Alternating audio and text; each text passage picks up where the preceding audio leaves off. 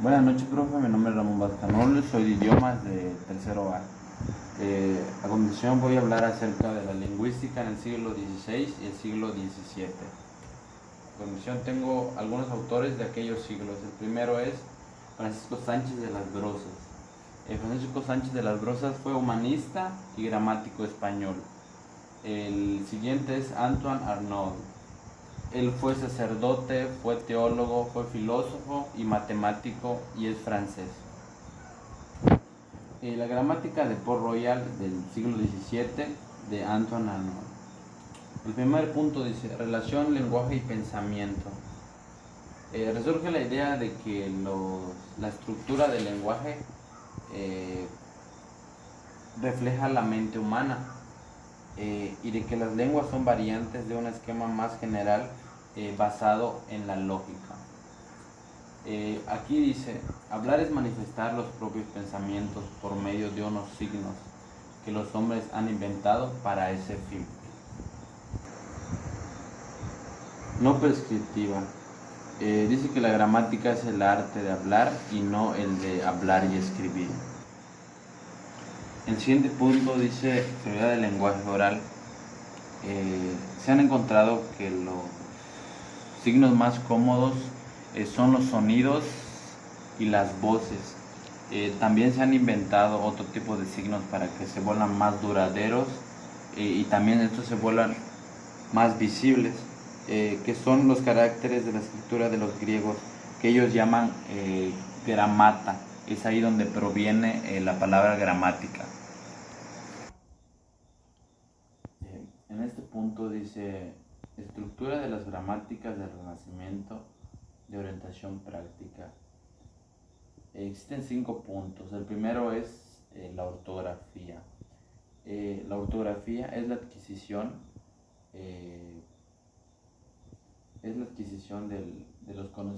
la historia de las letras, corrección, evolución, diptongos y ortografía propiamente dicha. El segundo punto es el estudio de la sílaba y de la prosodia.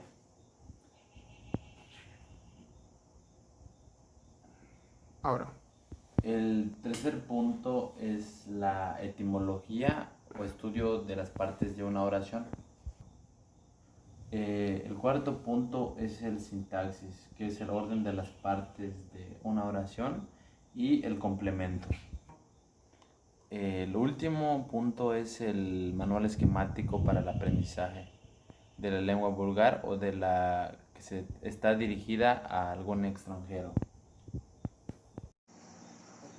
vamos a hablar sobre la lingüística en el siglo XVIII y XIX.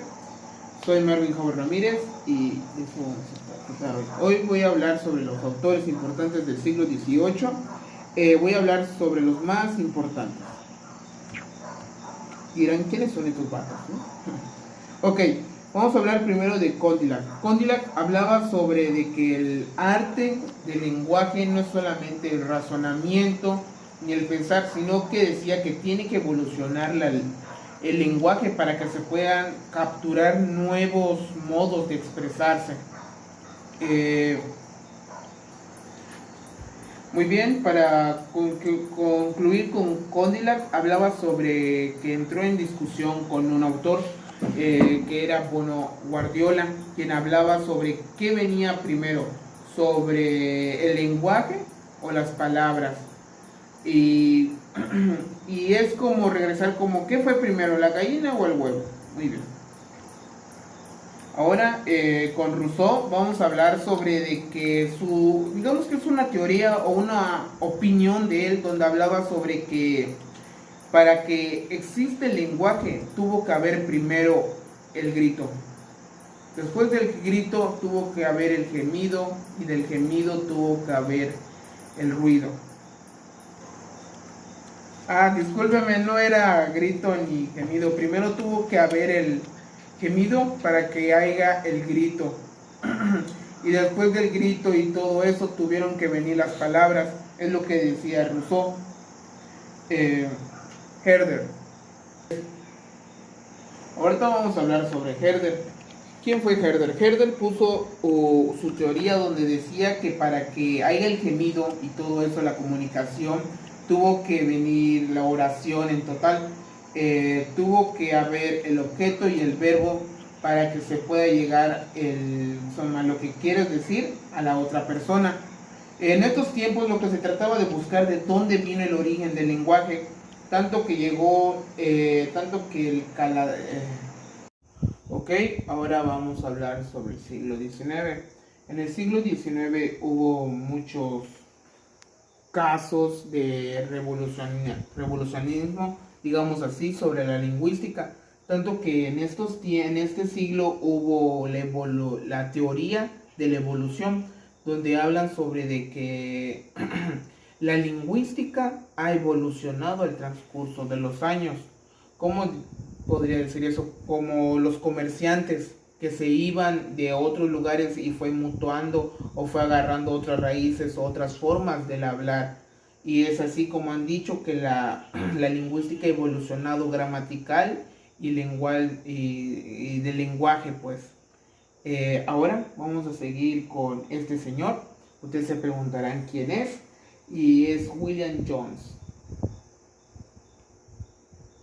William Jones fue un filólogo anglo-galés quien fue el que dio, digamos, su opinión o su teoría de que las lenguas europeas tienen una relación entre las indoeuropeas.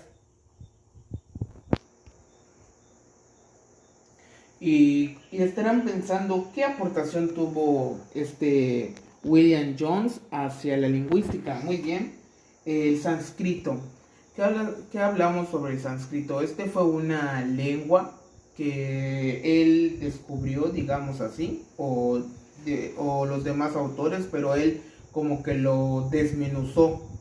Que esta lengua fue más compleja, tanto que William Jones dijo que tiene un gran parecimiento o comparación hacia las demás lenguas, tanto que llegó a ser prosperó tanto el sánscrito que más adelante va a tener un gran desempeño en los siguientes siglos. El lenguaje sánscrito tuvo un gran impacto en Europa y aparecieron el lenguaje hindú. Ok, ahora vamos a pasar a mediados del siglo XIX. Se preguntarán qué pasó. Ok, ahora estuvo el comparativismo. Se le definió a la lingüística como el comparativismo, que trataba de comparar a las demás lenguas, de buscar de dónde venían sus lenguas primitivas, las comunes, o sea, de dónde vino el latín, de dónde vino el griego. Tratan de buscar de dónde vino esta lengua. Un ejemplo de esto sobre el comparativismo podríamos decir que es el español y el italiano, que son lenguas emparentadas, o sea, de que tienen el mismo, digamos, gramática, pero tienen algo muy diferente, que es el lenguaje o el modo de comunicarse, tanto que pueden decir que es tan igual, pero no lo es. ¿Ok? Ahora vamos a hablar sobre el autor alemán Francis Bock, que es conocido como el padre de la lingüística, que en esos tiempos